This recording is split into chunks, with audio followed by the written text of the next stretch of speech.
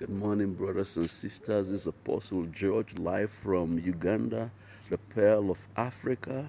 I'm just in a state of nature where nature embraces civilization in such a unique way. And I just want to say a few things to you the Lord dropped in my heart. It reminded me of what He told me when I was on a mission to Ireland just the weekend before. That is to say, I was in Ireland last weekend, and on Saturday morning, the Lord began to speak to me in a very unique way. The Lord told me a few things that was very, very important. He showed me an open vision. And in the open vision, I saw ministers of the gospel in their numbers, multitudes, pressing into hell, literally drawn as it were by a force, drawing them to hell. And they were going, they were not just going, they were pressing into hell. And I saw on top of the access way to hell a gate with the title disobedience. In other words, they were being drawn to hell not because of any of those things that are egregious that we know of, not immorality, not even fraud and all evil. They were being drawn to a principle of disobedience. In other words, knowing that the Bible is the word of Elohim, they embrace and do ministry not by Elohim standard. They go about to articulate their own doctrines and go by their own doctrines and believe that Elohim is like a senile Eli who will just rubber stamp whatever they do. And the Father began to show me the mystery of the ages concerning how people can move from church to hell, how people can move from church to the lake of fire and brimstone, and there'll be no remedy because they willfully decided to do their own stuff their own way. Yet they were supposed to be His representatives, they were supposed to be ambassadors of His kingdom, and the Father gave me a word to those who are called by His name, those who labor on His behalf, those who are in ministry ostensibly for Him, by Him, through Him, that they should beware. All who are in ministry, we have a higher standard of judgment, we have a higher grade by which the Lord will evaluate us because we supposedly know the word. And so the Father is saying it's not enough to do ministry. How are we doing it? Is it in conformity with His holy scriptures? Is it in conformity with His word? Is it in conformity with His pattern? Because the Father has called us to be part of His kingdom. The kingdom connotes a set order, a divine order, a principle in which He is king. So we cannot cherry pick His scriptures and do what we want, say what we want, accept the ones we want, and leave off the ones we do not want. The Father says, no, that my kingdom is already established. As a matter of fact, it's a misnomer for anyone to say he's building the kingdom. The kingdom has been built. It's been built by Elohim Himself. He has framed it. He has measured it. All He's saying is go and find your part in me and in my kingdom. And so the Father is saying to everyone who is called to ministry, who is in ministry, don't just do whatever you like to do. Don't just do what you think is okay for you. Just do what I have called you to do. Do it the way I've called you to do it. Do it by my standard, which is already fixed. For instance, if you are in ministry, on what basis are you in ministry? What fold has the Father called you to? What is His mandate upon your life? Are you called to be an apostle? Are you called to be a prophet? Are you called to be an evangelist? Are you called to be a teacher? Are you called to be, a pastor or teacher? You got to know which one He's called you. You got to take that one He's called you into. You don't have to wear a false coat. You don't have to do what others are called to do and expect Him to reward you at the end of the day. His calling is specific. He has not just called us generally. There are certain things He wants to accomplish in the earth realm through you. You got to believe Him for it. You got to embrace it. And you got to allow Him to build in you and I all that is in Yeshua. We have to allow him to form Yeshua in us, to come to the place where the word is made flesh. And when the word is made flesh, then we can simply live out the word without struggle. And so we got to be people who live the word, practice the word, and who teach others to live the word and practice the word. That is what it is involved in ministry. We got to be people who are involved in forming Yeshua in the people the Father has committed to our trust. We got to be people who are not building people to be members of our congregations and members of our denominations and members of our churches. We are called to be co-laborers with Yeshua in bringing people into the kingdom. People who are already determined by heaven. He has already determined them. And he, by his Spirit, is at work in them to convict them of sin, of righteousness, of judgment. And our job is only to make our vessels open for him to feel it, for the people to hear the word of life, and for the people to embrace the word of life.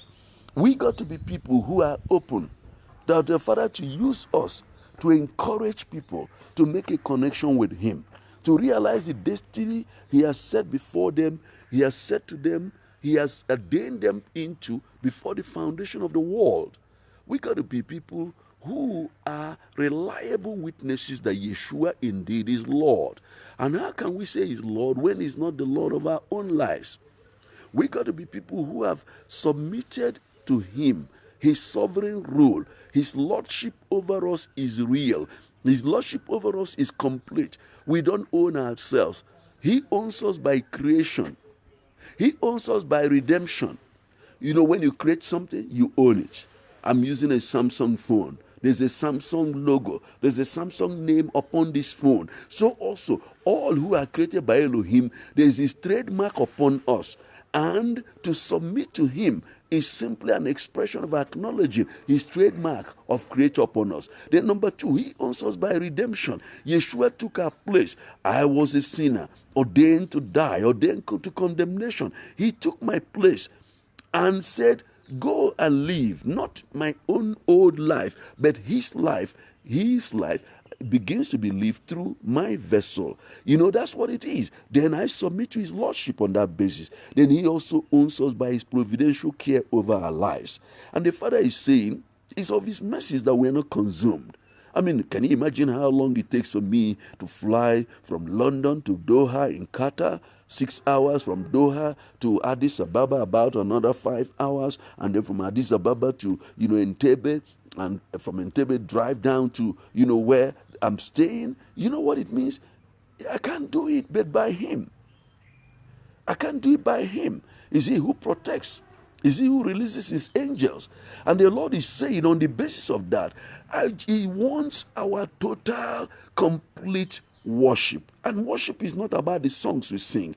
He's talking about the submission to the sovereign rule of Yeshua HaMashiach, Jesus the Messiah, in all areas of life. And for those of us in ministry, we cannot do ministry our own way and expect him to reward us. He has a pattern. It's in the Bible. The very Bible we carry and use to preach to other people. The Father is saying, teacher, teach yourself. Preacher, preach to yourself first. Do you own the church he has given you to manage, or is it his church? Let's start there. How can we say my church? How can anyone called by the Lord says my church? On what basis are you calling it? It's your church. It's not my church. It's not your church. It is his church. How can we say call a Christian redeemed by the blood my member? It is treasonous to the extreme. How can we call the person redeemed by the blood my own brother and sister? How can I call him my member? Claiming ownership over people. That's high treason. Men and brethren, let's learn to watch our language, because out of the abundance of the heart, the mouth speaks. If we look at Elohim's people, redeemed by his blood, as our members, we are going to be doing whatever we want with them. But when we begin to look at them as people redeemed by the blood, people owned by the Lord, and we are simply Caretakers, we are simply instruments he wants to use to form Yeshua Jesus in their life and bring them to the fullness of the stature of Yeshua, which is what we are called as the fivefold. It doesn't matter whether you're called as an apostle or prophet or evangelist or pastor or teacher. The job description is that we are to be used to form Yeshua in people, to bring them to perfection and to bring them to the place where they discover and begin to exercise their place in ministry. In other words, we cannot call ourselves fivefold and live by Levitical standard. We cannot call ourselves fivefold and live by Nimrodic standards. We cannot call ourselves fivefold and yet we are not empowering the people. They are members of our church. They sit down there year in, year out. They sit down to pack the crowd and to be part of a dead cold statistic. I have 10,000 members, 5,000 members. What does that mean? Our judgment in the fivefold is going to be on the basis: are we instruments of empowering or are we instruments of enslaving the flock? Are we leads that cover his glory, or are we lead lifters that lift up the lead for his glory in them to be seen? Brothers and sisters, that open vision is strong, is powerful. That multitude of ministers, they didn't commit immorality. They didn't even steal church funds. They didn't do any of those things you call egregious sins. And the Lord showed me in an open vision while I was in Shannon Airport, Ireland. I was in the airport park-in hotel. And the Lord showed me an open... I was in Tullis, in the city of Hayes, in Tullis. In Hayes Hotel, Tullis, when the Father showed me that open vision. And that open vision was mass of people, crowd of people, ministers of the gospel, pressing into hell through the gates called disobedience. If you are listening to me today, I want to ask you, evaluate what you are doing, evaluate your theology, evaluate your practice. What are you doing? How are you doing it? Make sure that you are not inadvertently buying a ticket to the lake of fire and brimstone. Make sure you are not inadvertently or even advertently. Make sure you are not one who is going to move from the pulpit onto lake of fire and brimstone. The shortest distance to that lake of fire and brimstone is still the pulpit. And brothers and sisters, the Lord wants us to make sure we get it right. The Father is not a respecter of persons. It doesn't matter whether you're white or black or green or red or green, whatever color it is, we are one in the spirit man, redeemed by the blood, the new man in Yeshua. And he says to us, we got to live by his word. If you're a minister, minister by his word. If you're a minister, minister his word. Don't minister your emotion. Don't minister your feeling. Don't minister what you think. Minister his word. Break it down by the Spirit. Let it be his word. His word.